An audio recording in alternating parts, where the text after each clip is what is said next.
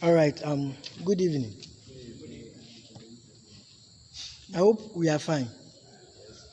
Um, Today is the third lesson, and then we have been going through a number of lessons. I think this is the third week. I shared the course outline on our page last night, right? How many of us have seen it? Have we?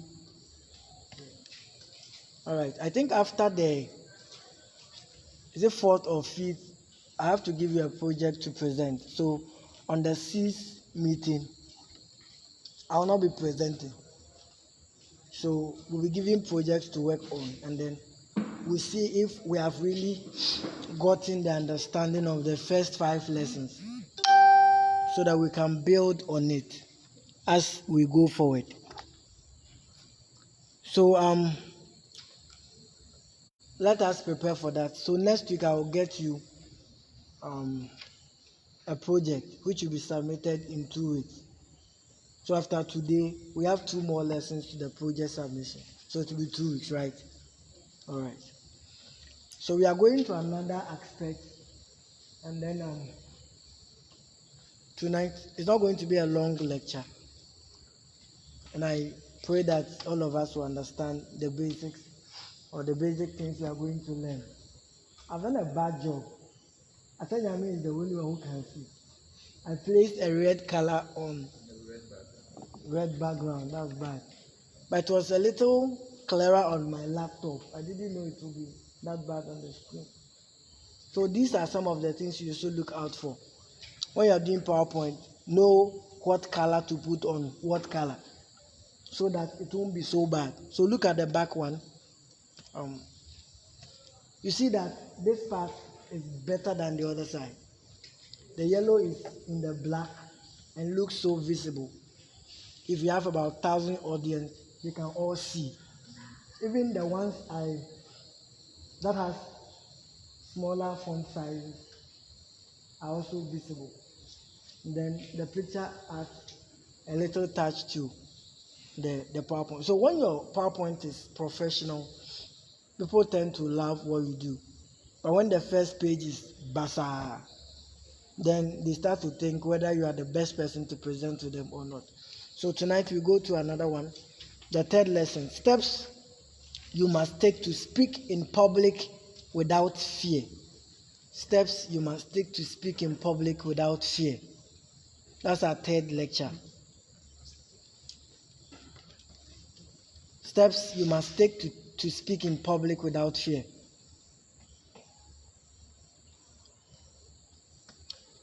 The objectives for today's lesson are as follows.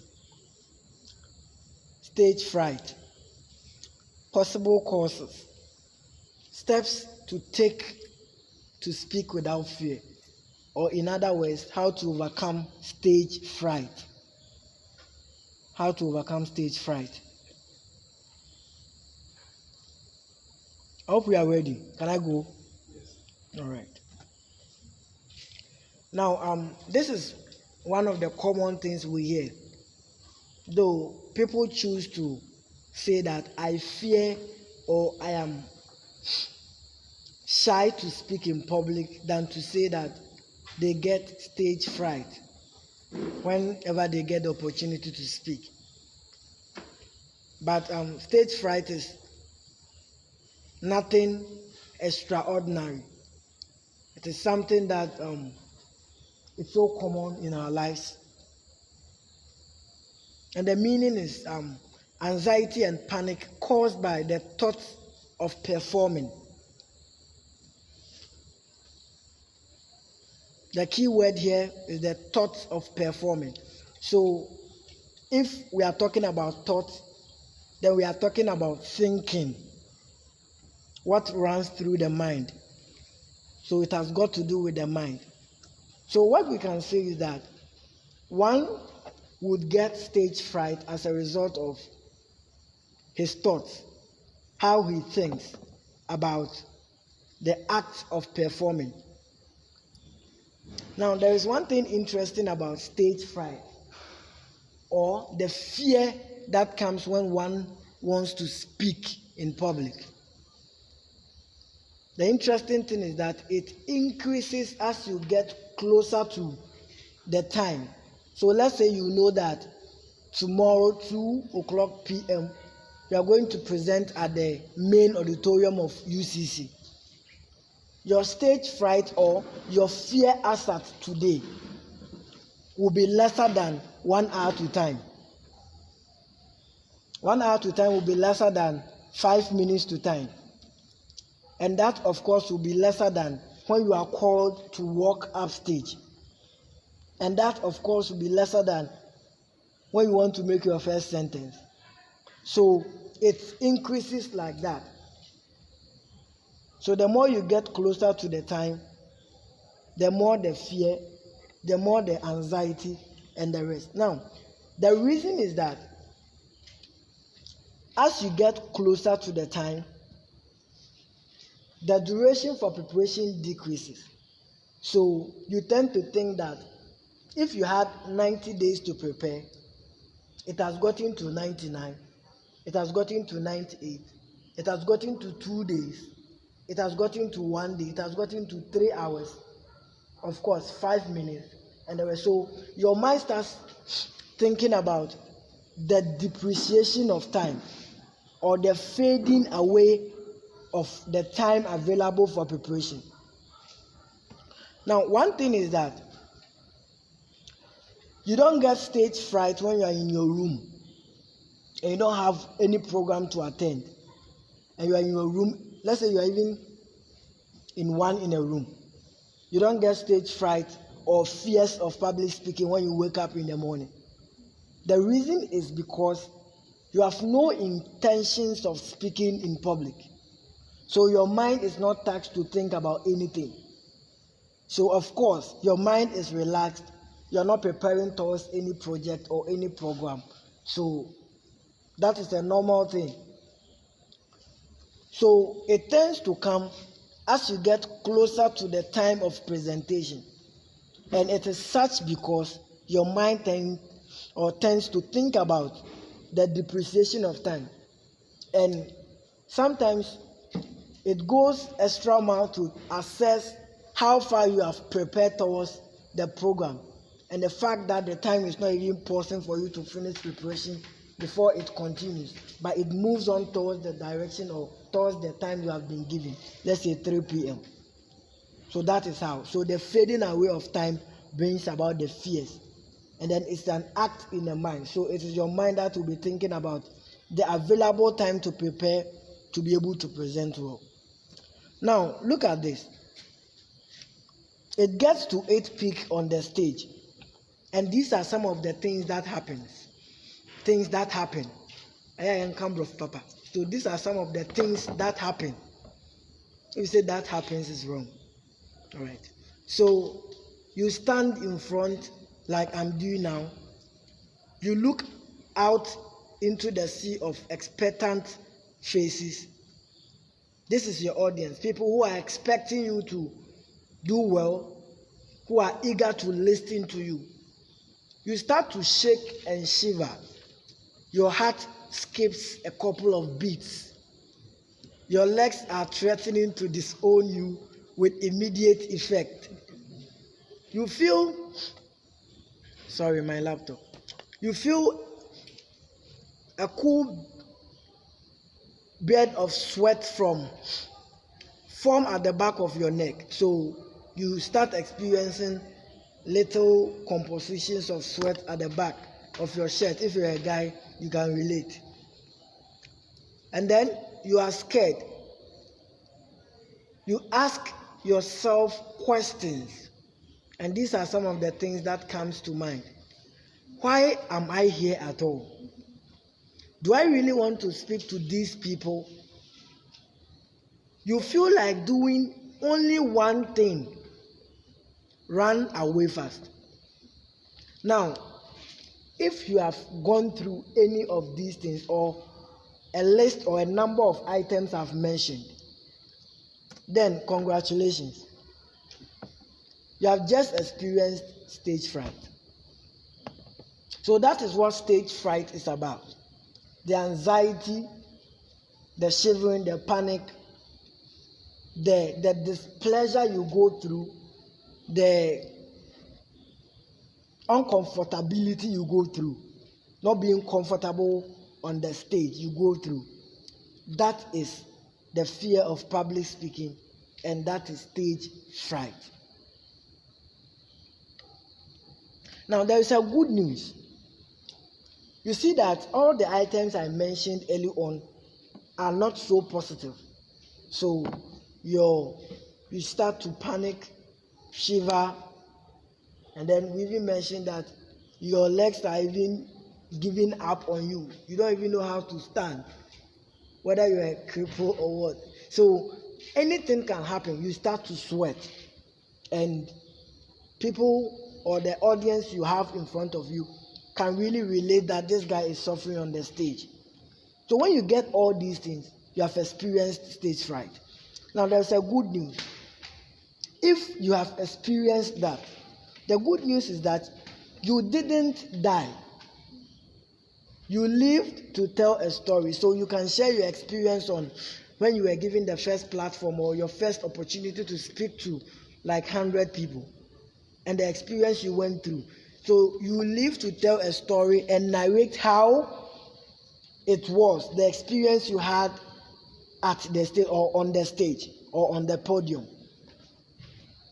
All speakers have at some point in time a problem with stage fright. So no matter how great the speaker is, though there might be differences in the level of stage fright, but every single person on this earth, any person who speaks in public, has a level of stage fright. Some are able to control theirs to such a point that you will not see. Now, when you are not seeing and you think that this guy has so much confidence, it means that he has been able to overcome it. That does not mean he has no stage fright. So I'm here. I'm talking. Someone may be here be thinking that William is confident. You don't know what is running through me. So at any point in time, there is a level of stage fright we experience, even for those who are great speakers. So if you are a beginner and then you stand on the podium, you stand on the platform and you start to shiver, you are not alone. It is no news. It is not anything extraordinary. It is natural. It is part of us. We tend to shiver, we tend to sweat when we are in front of a lot of people. Now, that does not happen when you are speaking to your friend. Or when you are speaking to 2-3 friends, you are working with them, and then conversations pop up, and then you start to talk about it. It doesn't come. And it is because that is not public speaking. So you don't experience stage fright. Now, we will know how to deal with stage fright. Now, there is something interesting I found this afternoon. Do you know that people fear public speaking than death? All right, let me explain. Let's say we want to see how many people, like this semester, have opened their mouth to say that I'm afraid to speak in public. Do you think we will get people? Like in this church, do you think we'll get people? People who have said that I'm afraid to speak in public. Do you think we are going to get people? Are we going to get? Respond well. Are we going to get? Yes. Someone thinks you are not going to get. Are we going to get people from the congregation who have said that, me, I'm afraid to come here and talk? Yes. Are we going to get plenty? Firma, do you agree? Yeah. All right. Now, let's say we want to search for those who have said this semester that I'm afraid to die. Are we going to get plenty? Who have said that I'm afraid to die? Not the normal thought. Okay, they have opened their mouth to say that. He will be there and say, I'm afraid to die. Even if we are going to get people, it won't be as much as those who have said, I'm afraid to come here and talk. Now, it is because public speaking is part of our life, our daily life, and then it comes with respect to time. So you come to church and then the one who is supposed to pray fails to come. Then they call Annie to come and pray. And then she'll be like, I'm afraid to come here and pray.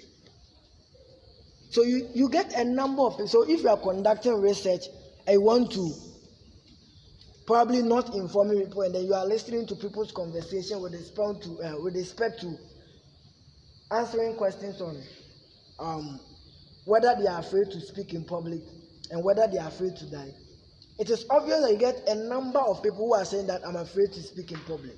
Now, we are not saying that public speaking is dangerous than death. Okay, but the number of people who say that I'm afraid to speak in public will always outweigh those who say I'm afraid to die. Hardly would you hear that. And then it even comes with circumstances when things pop up and then new things come and then it is about death. Then people will say, I'm thinking about how I will die when I'm dead and anything related to death. But public speaking has come to stay. It is part of our life. So you get people saying that. Then the writer is right to say that there were a number of people who complain about public speaking and the fears in it than death. Then he's not wrong. Now, causes of stage fright.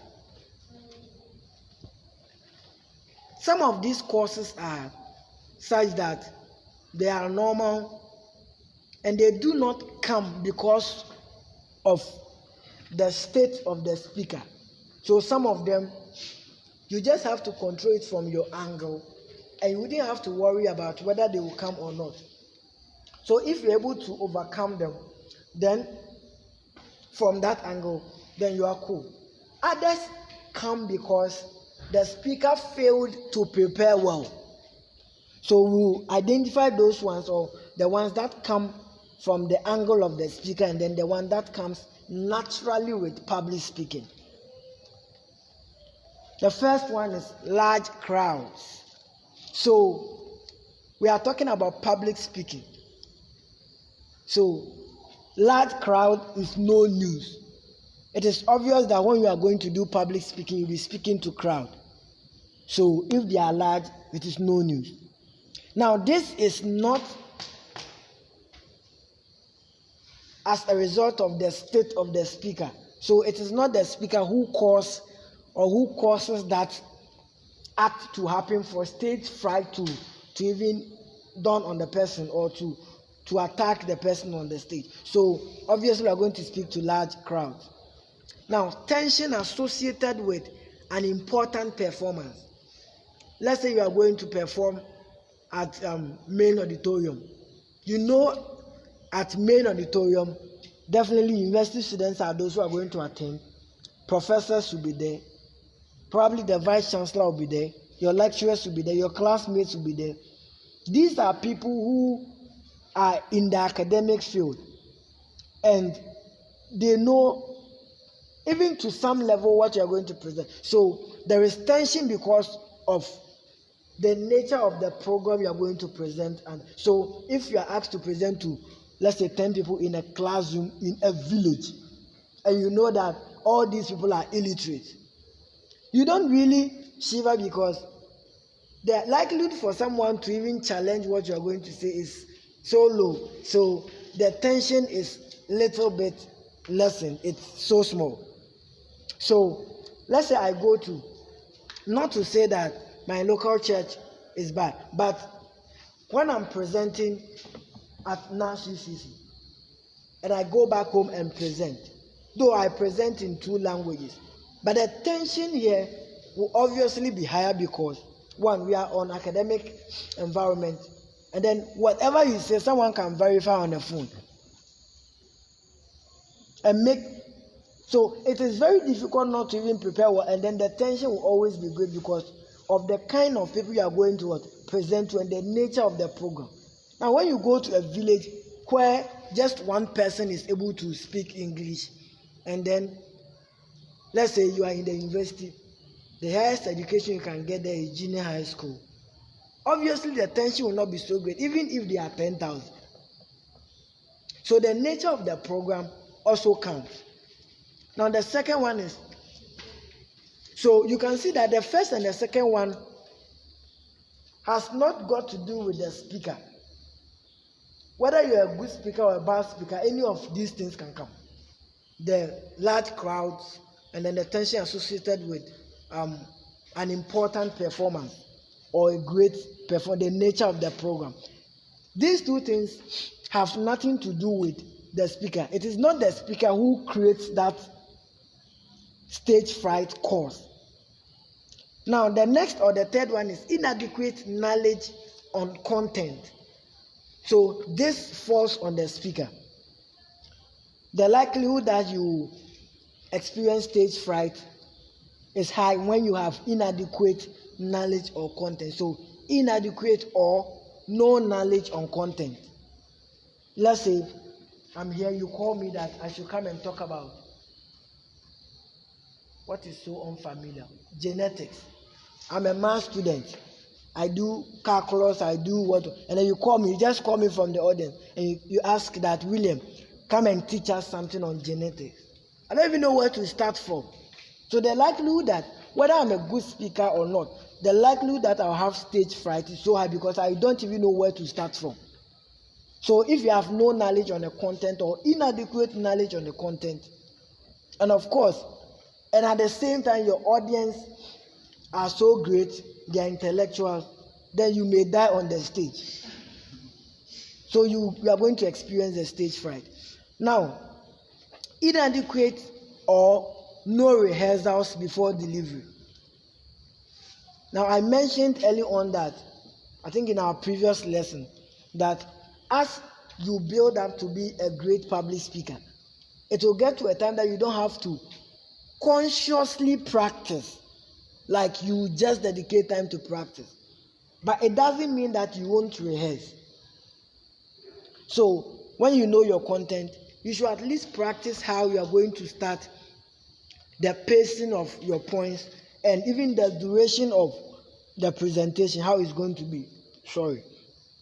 So if you do more rehearsals and you familiarize yourself with the delivery, how it's going to be. So you know you have been given 20 minutes to do, probably to be the keynote speaker for a program.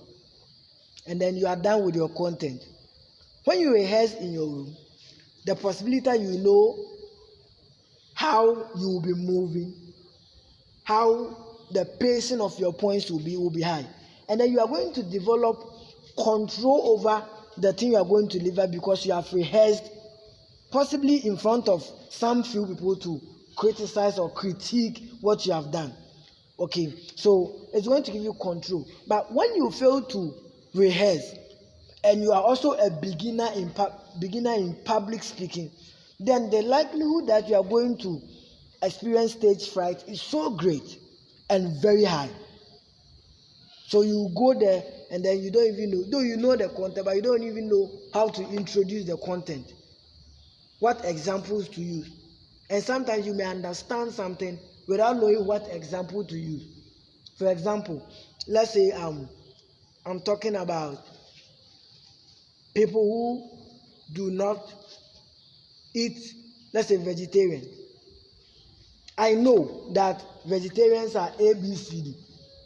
But if you have not planned a specific example and you tend to think that, okay, I'm all over, you go and stand on the podium, you explain, you want to give an example. Have you seen speakers pause and say, okay, example, and they'll be like, okay, let me go for it, and then they will change their mind, and then they will change their mind. So all these things can lead to stage fright. The tension can come on you, and then as you pause and not knowing what to say, then the tension starts to push you back, and then you are going to what? Experience stage fright. So if you don't adequately rehearse or know how you are going to deliver, the possibility that you are going to get stage fright is so high. Now, low self-esteem and dissatisfaction of your abilities. So the first one is that when you think that the people you are going to present to are so, in quote, they are better than you, possibly in academics, in wealth, and that you are not worthy to present before them, definitely you are going to shiver. Because you will be thinking that this is the better person, why me? So you may want to lose focus on the content, even lose focus on your examples. You may not even know how to start. So when you esteem yourself low, that is not to say that be all right and say you know how to do, you are like, live the way you live, but don't downgrade yourself, or don't feel like you don't matter amidst your audience. So the least you can do is that feel that your audience are like you, and that you are presenting to people who are not so, or the gap between you and them is not so great. Possibly you are in the same circle in your mind. Now it will boost your self-esteem to be able to present to such people. One example. Have you seen that? Those of us we are Adventists, so these examples we can relate so well. Let's say you go to evangelism in, let's say, a town, and then you are visiting houses, and then you chance on a unique house, probably the beautiful house in the community with fence. Do you know that most of the time we pass by? Have you realized that? Because you tend, maybe the person there is the richest person in the community. One, he's the most educated. Am I worthy to speak about Christ to him or her? So already you have downgraded yourself, and then you start to look at your shirt and you look at the house to see whether you are fit to even enter and say you want to share the word of God with them. So when you esteem yourself low, the possibility that you will shiver in front of your audience is so great. So what you can do is that know that the people you are presenting to, if not that you are probably going to esteem yourself higher than them, esteem yourself that you are equal, so that you will not feel, there is a word for that. Yes, you will not feel inferior or worthy to present to such people. Now the other part is that when you are not satisfied about your abilities, so me, can I present? And then you think that you are not the most, or you are not the qualified person to do that. When you get to the stage, the possibility that you are going to experience stage fright is so high. Now, fear of judgment. The next one, fear of judgment. When you are thinking that the people who are your audience will be judging possibly your way or your mode of delivery, your content, and you tend to focus more on that, the possibility that your mind will be shifted from the course or the thing you want to do is so high. So you are likely to experience stage fright, and you will shiver and fumble and so on and so forth. Now the other one is past failures. When you have experienced stage fright before, the likelihood that you may be thinking that it will also happen again is high, and that itself can also let it happen again. So you need to check that. So past failures can also bring about stage fright. Now the other one is comparing yourself to others, especially when the program has co-speakers.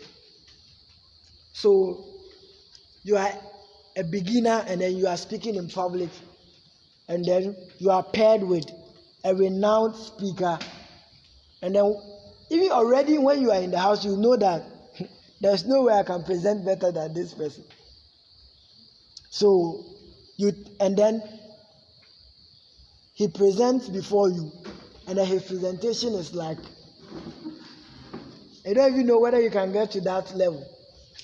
So the likelihood that you will fumble is so high. So one thing we need to take note is that there are a number of things that causes or that cause stage fright. And I've named 1, 2, 3, 4, 5, 6, 7, 8. 8 of them. There were a number of them. When you think about it, you know what brings about your fears on stage, what makes you shiver, what makes you anxious, and other things. So you know a number of them. Now, how to deal with these things? How to deal with stage fright? Know the topic / subject so well. Know the subject or topic. Now, when you know something so much, the likelihood that you will shiver when you are presenting it is so low. So that is why when you invite the choir to come and sing, you don't see anyone shivering because it is music. They know how to sing it. So it comes and then it just flows. So it flows just like that because they know the content of the song. That is why when you call someone who probably plays a guitar or who is a comedian, and the person knows what he's going to say, he knows the content so well, such that even if the projector is off, he can at least summarize the content and give relevant examples. The possibility that the person will have stage fright is very, very low. So if you want to avoid stage fright, or you want to minimize, because we have said that it happens to virtually every person. So if you want to minimize it such that your audience will not see that you have a fear when you are speaking, and then they will rate you as a good public speaker, you have to know your topic or you have to know your subject matter. So if it is about genetics you are going to present about, make sure you know the thing. And you have done proper research about it, you have read a lot about it, you know what examples to use, you know the explanation of possibly every bit of thing that may be needed in your presentation. Now, when you know it, you are sure that you are correct, and you are not guessing content, you are not guessing responses. So you are confident that, okay, I'm talking about plastic chairs. I know that plastic chair has 4 legs. So you are not guessing. You know your content. You know they come in colors. So we have blue, we have what. So if you know your content, the possibility of talking about it and doing it so well without fears is so great. But let's say you are asked to talk about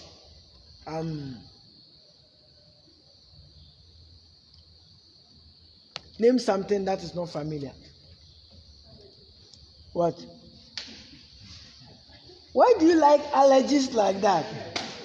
I don't know if you have observed that she has been saying this over 3 weeks. Okay, let's say you have been. All right. So let's say you have been asked to. Okay, let's say you have been asked to give a lecture about snow, and you have not learnt your content, and snow is not even familiar in our environment. The likelihood that you will shiver is so great. But even if it is not in your community or it's not so familiar and you have learned so much about it, you can speak with confidence and then you won't shiver. Now, know the venue and don't be there late. One other thing is that when you are going to do a presentation and don't know the venue, and possibly it is in Accra, the likelihood that you are going to get missing is so great. And you don't also know how to use, is it Google Map, right? Google Map. Then you get missing like 10 times before you get to the venue. So you get there 2 minutes to time to be called. And because you got lost along the way, you are sweating. So you get to the gate and they say 1 minute to time. And you start to panic because you have not even gotten time to relax. So the possibility that when you mount the pulpit or you get to the podium, you are going to shiver and you're going to experience stage fright is so great. Know the people That means know your audience. Go early and familiarize yourself with the audience. Now, one important thing is that if you are going to present to a community or audience you know nothing about, it is important that you go there a little early. Let's say the program is at 3. You can go there an hour before time. And when you go and you get a cool place to sit, you can even look around. And if the people are from that community, you may get some better examples that may help them understand your content. So you get more confident. And then one interesting thing is that, let's say you invite me, let's say I'm not a Ghanaian or I'm not from Cape Coast, and you invite me to come and do presentation in Ghana or in Cape Coast.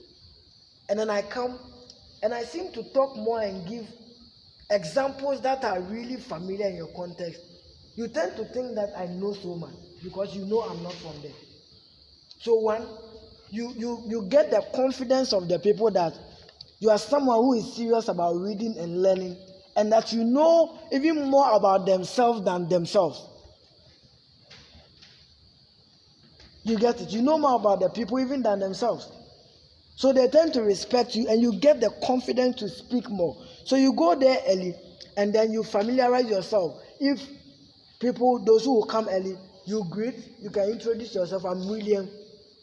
Even if you don't want to say I'm the guest speaker or something, you can mention your name. You ask of the person's name. And maybe ask, what are you expecting from this program? It will help you to know if you are even going out of where you are needed, and you know you are going to meet the need of your audience.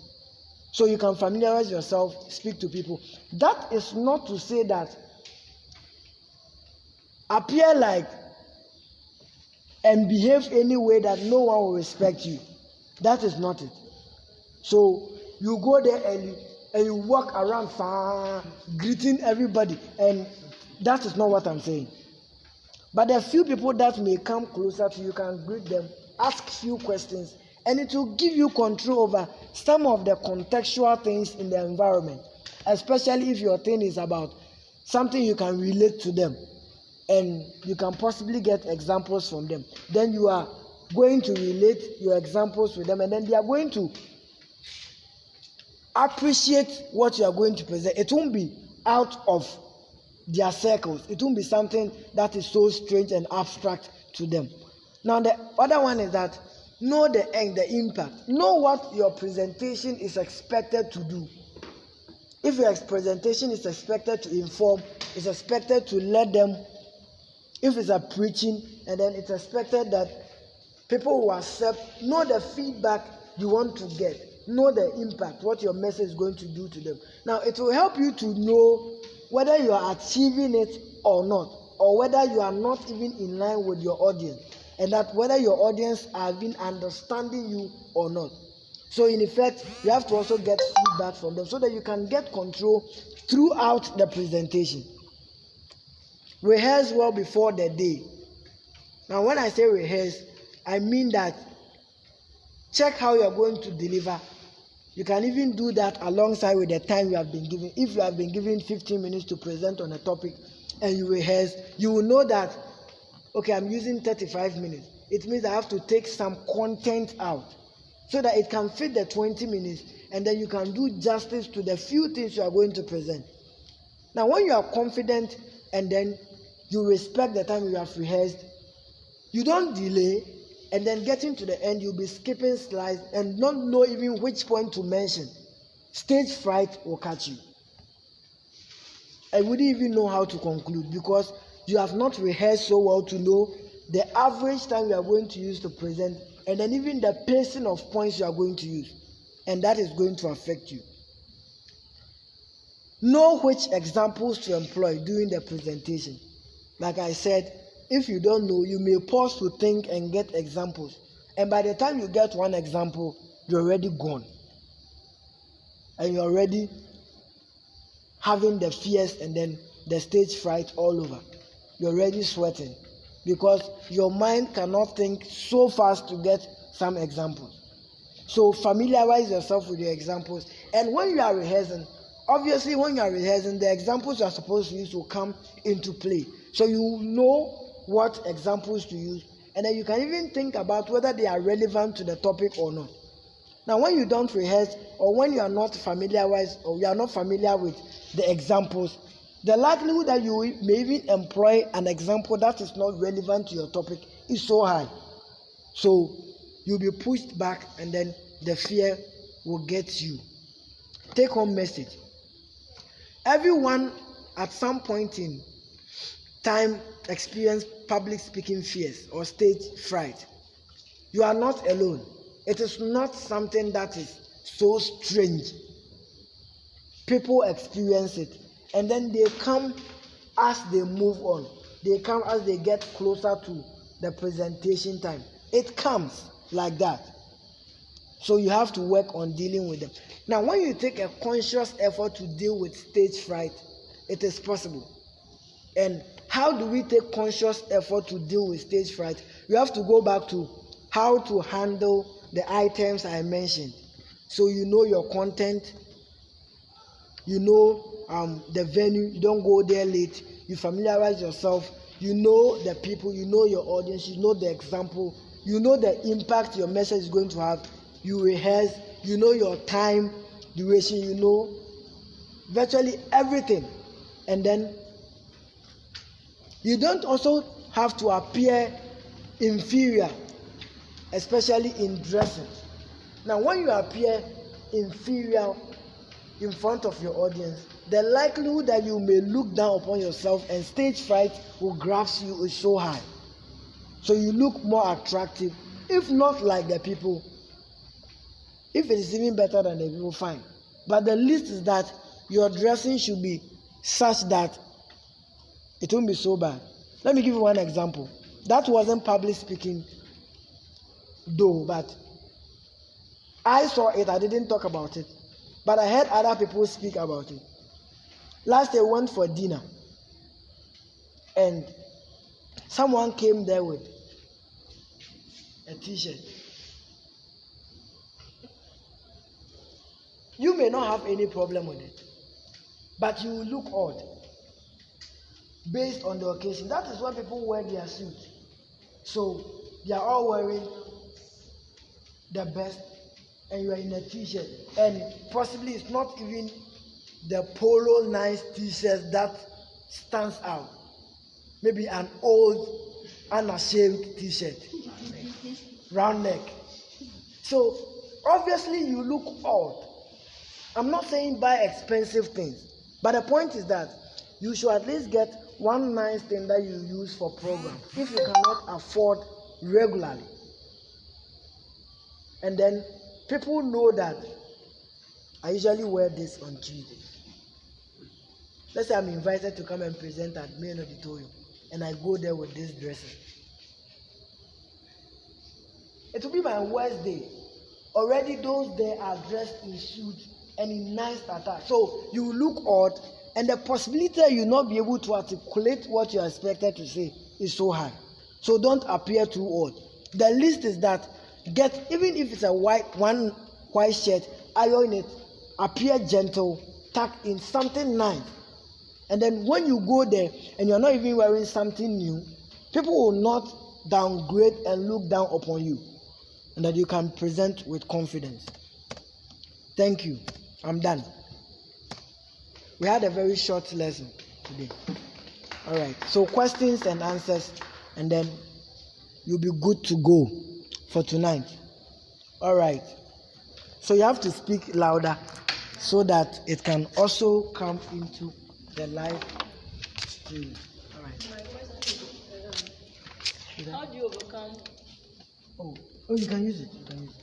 As you are walking from where you are seated to the podium. Okay. How do you overcome that fright from where you are seated? Okay. Let's say when you are called, how do you manage the fright that comes with it, even before you start speaking? Yeah, walking where you are seated to where you are going to present. All right. The other time I shared with you some of the personal things I do to overcome that. If it is not a church setting, and it is the normal programs I attend, like let's say they are doing a musical concert, it's on corruption. So William is supposed to come and give the keynote address. And I appear there, I see like 1,000 people there. Perhaps the fears will start, and then you start panting on, what am I even going to start? What tension am I going to? So when they call you, already you are under tension. What I do is that if they are clapping, I also clap. What if, like you're saying, if they are clapping, you also clap? Sure. What if you are having something in your hand? First of all, and second, as we are here in NAS, you cannot be clapping. Sure. So, like sometimes the idea that you're going to do something then will make you feel very hot on your seat. Sure. So as you are sitting on your seat, You're already hot. So walking through the crowd, like sometimes. All right. When I take me Jimmy, what I say, even your steps, I mess up. You are not working like you work. So how do you overcome that one? That is what I. Anyone to help? Yeah, I think I want to come in. I think naturally, no matter how prepared you are for the occasion, if you are not conscious of yourself, and then you are called out of the blues, naturally you panic. Sure. Because you weren't expecting it. So supposing you go to an event where you've been invited and you know the program outline, that after this very one, sure. I'm next. You don't engage yourself in something else where they call you, I'm just saying, it's a good. So you be conscious of yourself. Yes, you have to be very much conscious and aware. You know that you are next, so you are even prepared to move on stage so that the fear doesn't grab you amidst your subconscious self. No, not that it has changed. What I'm talking about, I've experienced them before. Like, not that it has changed, but even walking from your seat to you see, I said that fear in public speaking or stage fright is not unique to one person. Okay, it is something that is not anything extraordinary. It is no news. Everyone has a level of it. The steps you take to overcome makes you a great speaker.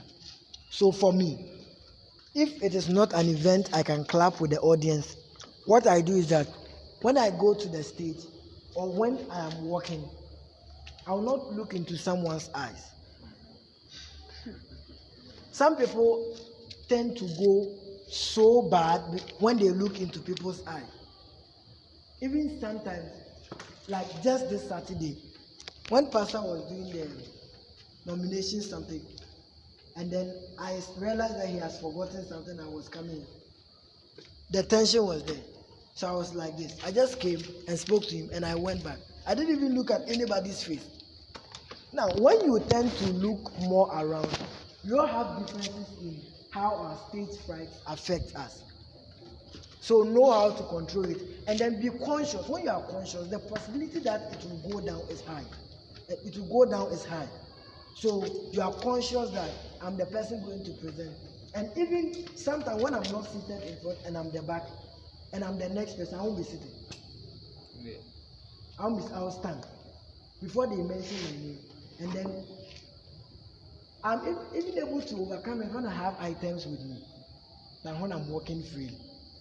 So when I have a phone or I have a tablet or I have a script, not that I'll be reading, I may tend to look like I'm folding the script or something, and I'll be engaged in something whilst I walk up there.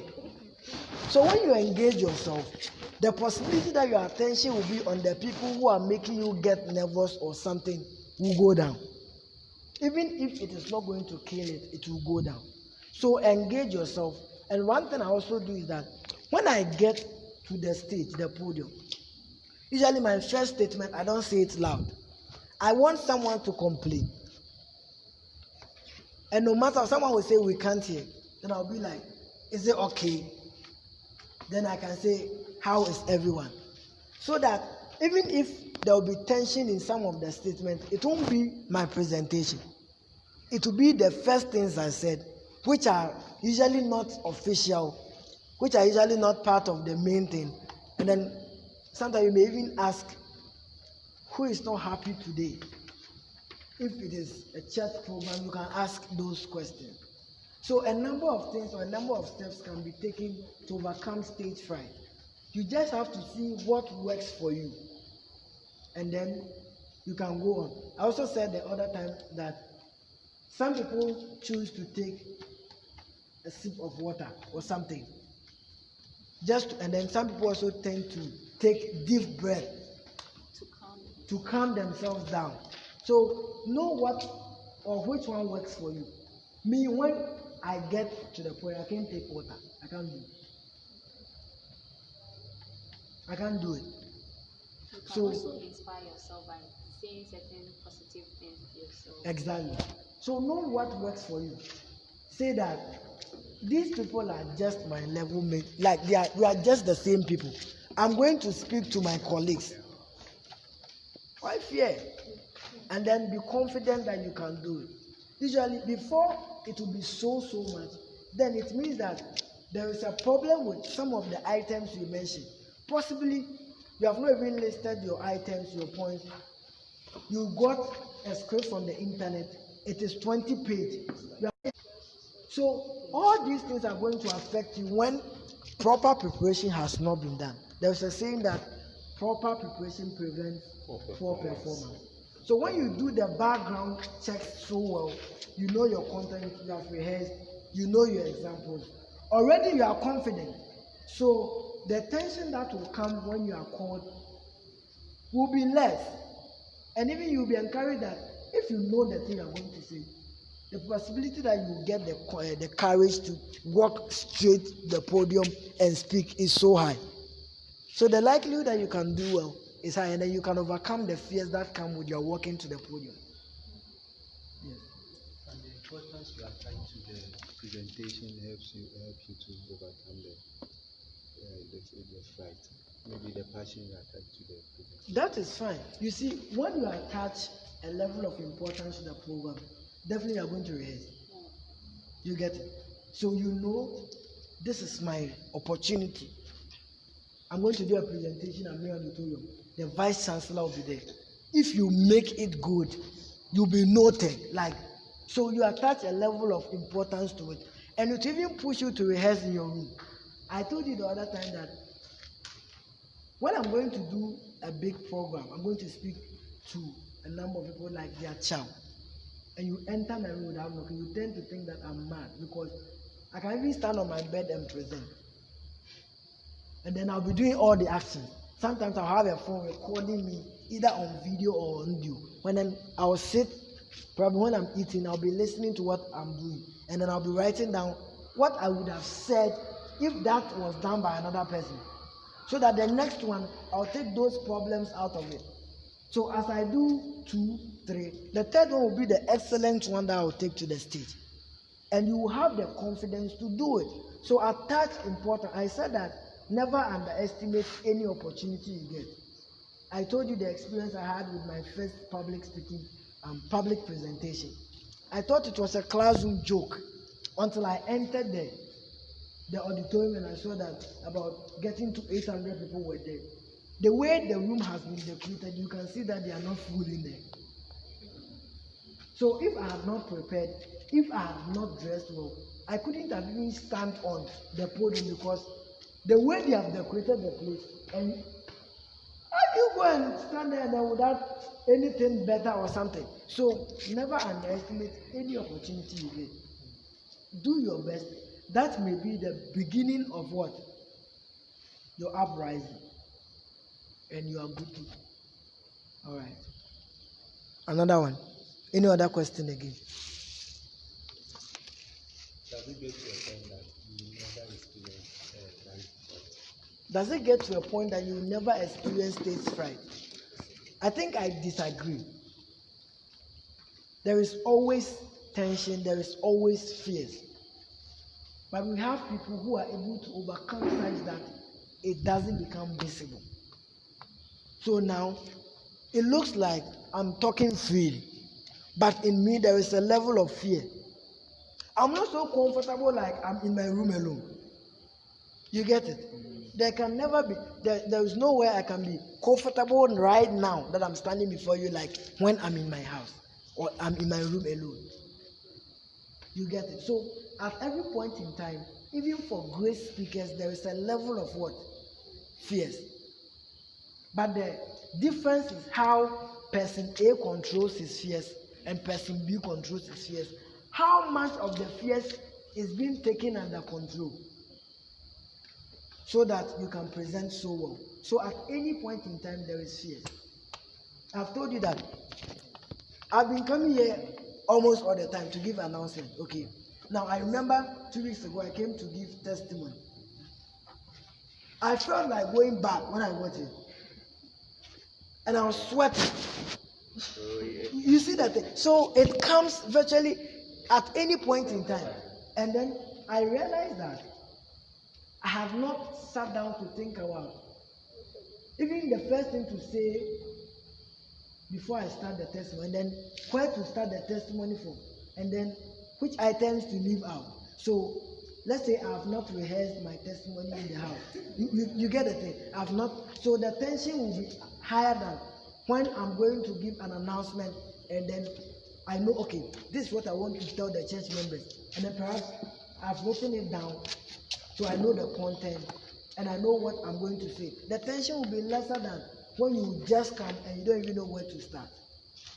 So at any point in time, one may have stage fright, but it depends on you how you manage it, how much of the fears you're able to control.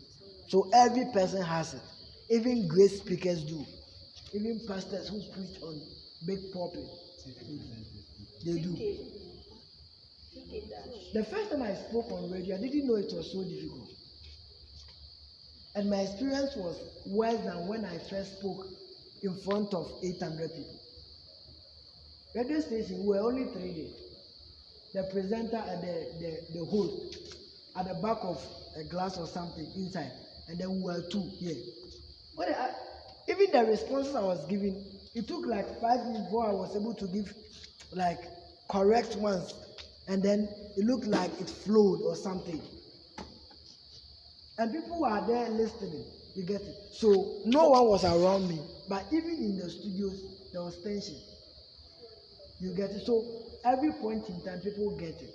It depends on how you control. And then as you're able to control one aspect and you rehearse, it will get to a time, some of them will not be fierce to you again, because that is your line of duty. You have been doing public speaking. So you know that when even, let's say, when you are beginning, when people shout so much, the fears come. And then you know, okay, I've known that the shouting when I'm going to do present has come to stay. So definitely the audience are going to cheer you out, they're going to clap. So you know how to overcome it. So it means that when you go for another program and they shout, it's no more a problem because you know how to overcome that. So as you go up, the fears will drop. That is why we have great speakers such that even if they have not rehearsed, they can still do something that will be pleasant in the eyes of the audience. But if you ask them to tell you more about their beginning, you will see that it is even worse than yours. So the point that as you go up, some of the fears will no more be fears to you, and then you can discard some of them, and then you tend to work on the ones that still troubles you, and then you are good to go. You'll be fine. So at every point in time there is yes. Okay. And then you have control over those languages. At times, maybe when you are here and then you are speaking and you try to use the tree, sometimes you feel that you are very comfortable with using the tree and then you don't feel anybody at all. But you see, sometimes when you are using the English, you are thinking through. Even your father can say, you know, I think sometimes our language sometimes I think contribute. I don't know how it works, but I think it's part or it's a question that I think that yes. It really does. One other thing is that my first exposure, one of the things that the person will also say is that, okay, before Williams began, possibly I didn't even know which English or which sentence to begin with. But if you have asked me to speak she, sometimes it comes without thinking about it. It comes naturally, like it flows, because you have control over the language. So language really contributes. And if you are with, for us now, we know that definitely apart from when you're going to, except when you're going to do presentation in villages where you are compelled to use tree, most of the time it will be English. So since you have decided to be a public speaker, you have to know how to control your sentences, how to speak good English, and then listen. Yes, work on your pronunciation, and then know how to pronounce certain words. For example, I did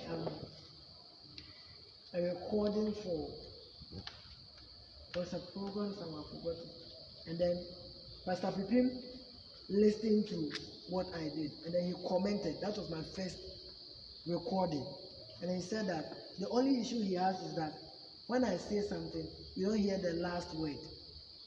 So if it is the last letter, so he advised that I take a conscious effort to check my endings for pronunciations.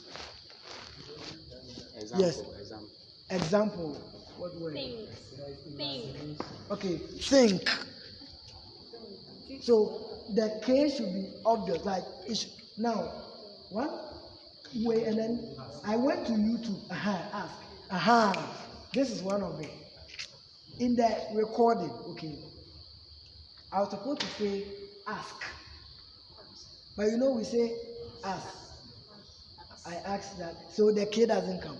Now when they uploaded the video on YouTube, and then we don't have subtitle or something. Yes, you don't have subtitle. Yes.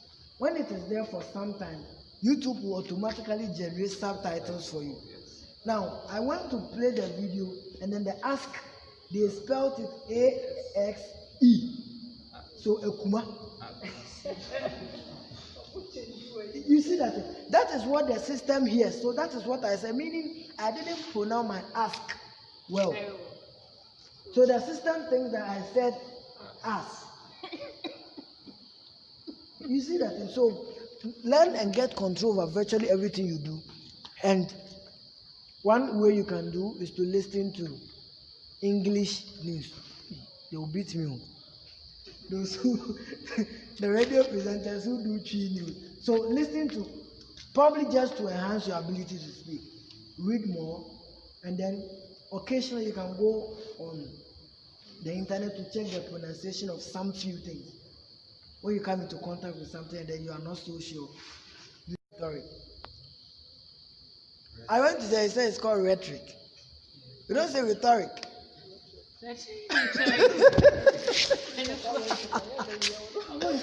So you see, but this is something common that we all say. Rhetoric. Like even in the SHS, my SHS teachers will say rhetoric. Are you asking a rhetorical question? That's what we know. It's called rhetoric.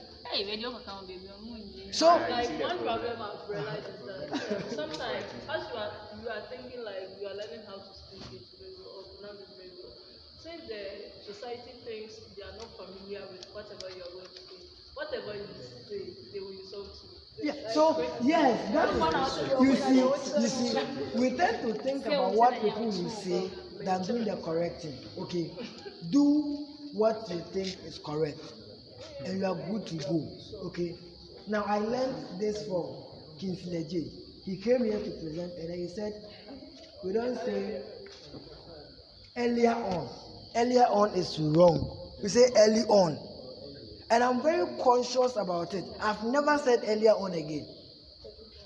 So learn one thing at a time. So earlier or early on. So learn. As you learn, you'll be able to get control by a number of things. And your speaking will even be unique. Okay. And then train on your voice. Okay. Train on your voice. Someone told me I want to do a presentation. A person said that he knows I speak so well, but my voice is fine anyway. It's fine. So such person, he has automatically become my fan. He follows my page. Everything I say, he listens to it. You get it. So these things are there. Work on the various aspects. And one thing is that practice what you learn, and you'll be good. You don't need someone to be teaching you everything. When you practice, you'll be exposed to a number of things, and you'll be a wonderful public speaker. One day, people will be calling you to come and give speeches, keynote addresses, MCs, introduce people, and other things. And you can even make money out of it. All right, brother. Can you change your language to fit the audience? Like you. What do you mean by that? Nigerians. The tonation or something? Speak maybe the Ghanaian. The accent. Is it the accent? Me, I won't do that. I won't do that. The point is that there is no problem when you are speaking proper English and your accent is Ghanaian. You get it? It even talks about where you come from. Don't speak like a white man because you are not a white man. You can't. You just can't. Even if you can, don't do it. You get it? So speak. The most important thing is that you are speaking correct English, and then your pacing is nice. You have control over content, delivery, blah blah blah, and then you pronounce your words well. If your accent is, and they can understand. If your accent is Ghanaian, and they will understand. Using the right tone, the right Yes. everything. Good. So that's what you need. You don't have to. Now, when you switch, and then I'm even thinking that changing your accent and language patterns is not good, because have you listened to a presentation where you just heard, you said, this one there, it is Duncan Williams. This one there, it is. Like you see, this is Pipin. Even without looking at that, you just hear the accent, you just hear the voice, you see, this is this person.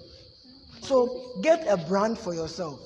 Unless you think that your voice is not nice, so you want to rehearse and switch to another pattern. Now, when you switch to that and you think that is good, keep that type, and you'll be fine. So it's not so necessary to be changing it. To speak with a Ghanaian accent is not bad. So you get to do that, and you are good to go. Please, those who came in late. All right. Any question again? Contribution. Answer the question. Who? The first question I asked. Which one? I forgot to know. When you want to pee or I want to pee. The point is that when you are going to do presentation, do everything you are supposed to do. You cannot come here and be preaching and say you want to go and urinate. It will look odd.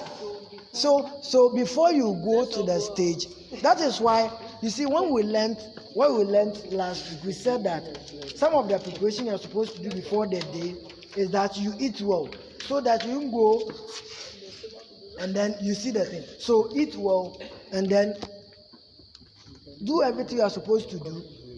If you have to eat, do it. If you need to drink water, you're going to do just 1 hour presentation. You see, nature is such that if not that you have stomach problem, nature is such that if it is time for you to go and present and you feel like you can finish. Yes.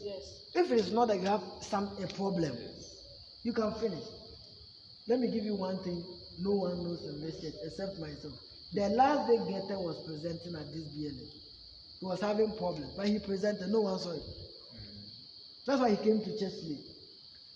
You see, so you won't see. Nature is such that you can finish probably 1 hour presentation and you feel like, apart from even if you want to urinate, that will not take you so much to do before you come to the stage. So you know that 5 minutes to time, you can go and urinate or pee or do something, then you come back. If there is water you need to take, you take it. So that, yes, and then so that the water they will bring will not be the water you are going to drink to be satisfied. It is just to take a sip when you are coughing or something. That is the purpose. That's not where you are going to satisfy your taste.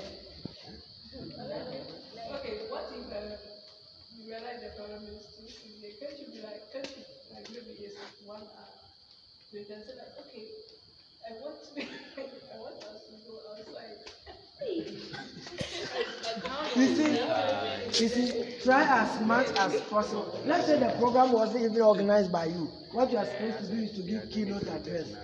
So try as much as possible to prepare yourself well. When you do so, the possibility of having any challenge at the stage is so low. It's so low. And that you can do well. Even if you get challenged, it will be challenges you can manage till the end. And you'll be good to go. Okay. So we said that the other time that when the presentation is so long, you don't have to do the 4 hours continuous. So you can break even into 4 parts or 3 parts. Now when you break it, then fix some group works or something in, and then you can do something. You get it. So you don't have to let people sit for 4 hours listening. They won't even listen. That is fine. That is an exception. That is an exception. Okay. So know what, and then prepare accordingly with the presentation you are going to do, and you'll be fine. God bless us. Any other question? No, it's time. All right. So the take-home message is that every person experiences stage fright. You can work on your stage fright. You can minimize it. Let me say 10 minutes to time. Okay. You need to receive any call, or because maybe you could have a bad news, a sudden this thing, and it's All right. I'm thinking that these are personal things. Okay. If you think you are so emotional, 10 minutes or 20 minutes, you can put your phone off. Because let's say they call you in the house. Can you leave the audience and go?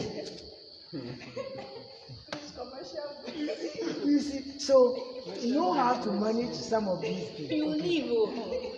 When it comes to family and then business, you always go for family. And my daughter is dying, I have to rush. So you going there will save the person's life. Serious. So these are okay. That's fine. This will happen once in every 1,000 opportunities. When it comes to Hello. Hello. we often choose family like in our church, and he heard the news before the preaching. Like it was obvious. So everyone knew that someone is dead in the congregation. So if you are not even, let's say you The come, congregation didn't know, but upon his action, he couldn't withstand. He even cried. but eventually he told them. But he told them. In the course of this thing, he said it. But he said that someone is dead. So now they know why he's under that tension. Okay. Now you see, they know why he's under that tension. Possibly, let's say we come to. strong destiny or a strong man. All right. So such. Hello. Yes. So such occurrences happen. Such occurrences happen once. Once in a blue. You won't experience this over and over. So they are not major problems. Okay. So what you need to do is that